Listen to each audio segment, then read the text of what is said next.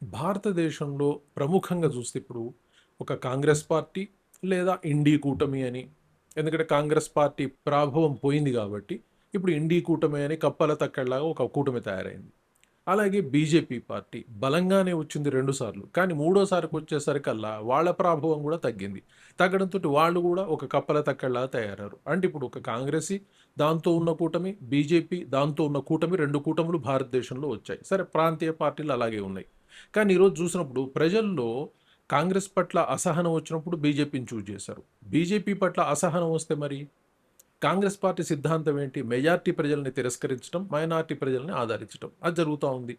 కానీ BJP party majority ప్రజల్ని మాత్రమే అభిమానిస్తది. అగైన్ మైనారిటీ ప్రజల్ని తిరస్కరిస్తా ఉంటది.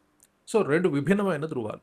సో ప్రజలు మరి వీళ్ళతో వెక్స్ అయినప్పుడు మెజారిటీ ప్రజలు వీళ్ళ వైపు వచ్చారు బీజేపీకి. కానీ మెజారిటీ ప్రజలు బీజేపీ పట్ల విరక్తి వచ్చినప్పుడు కాంగ్రెస్ వైపు వెళ్ళగలుగుతారా? వెళ్ళగలిగినప్పుడు వీళ్ళని మైనారిటీలుగా మార్చే ప్రయత్నం జరుగుతది. మరి వీళ్ళ అసంతృప్తి తగ్గాలంటే ఏం జరగాల్సింది? అంటే మళ్ళొక బీజేపీకి ప్రత్యామ్నాయంగా మరొక హిందూ పార్టీ దేశంలో రావాల్సిన అవసరం ఉందా అన్న ప్రశ్న ఉదయిస్తా ఉంది. అంటే బీజేపీకి పోటీగా, ప్రత్యామ్నాయంగా మళ్ళొక హిందూ పార్టీ క్రియేట్ అయితే మాత్రమే బీజేపీ సర్దుకుంటుంది. లేదా ప్రజలకు కూడా ఒక అండదండలు ఉన్నట్టుగా కనిపిస్తా ఉంటాయి. అలాగే కాంగ్రెస్ పార్టీకి ప్రత్యామ్నాయంగా కూడా ఒక బలమైన పార్టీ రావాల్సిన అవసరం ఉంది. ఎందుకంటే కాంగ్రెస్ పార్టీ కూడా ఏమనుకుంటుంది, మా తాతల నుంచి మా పార్టీ వచ్చింది కాబట్టి మేమే ఈ దేశానికి ముఖ్యంగా ఉంటాము అని వాళ్ళు అనుకుంటా ఉన్నారు. సరే, ఆ బలం కోసమని ఇండీ కూటమిని ఫామ్ చేసుకుంది. బట్ ఓవరాల్‌గా కాంగ్రెస్‌కి ప్రత్యామ్నాయం కావాలి. బీజేపీకి ప్రత్యామ్నాయంగా ఒక హిందూ పార్టీ వస్తేనే హిందువుల మనుగడ అయితే భారతదేశంలో ఉంటదనిపిస్తా ఉంది. కానీ రాజకీయాల కోసం వచ్చే పార్టీ గాని, ప్రజల ఇబ్బందులు పట్టించుకోకుండా ఉండే పార్టీలు గాని అవసరం లేదు. ఎందుకంటే ప్రజల సమస్యలను విని హిందూ ప్రజలను గౌరవించే పార్టీ మరొకటి క్రియేట్ అయితే మాత్రం డెఫినిట్‌గా దేశంలో ఒక అతిపెద్ద మార్పు రాబోతుంది అని అనుకోవాలి.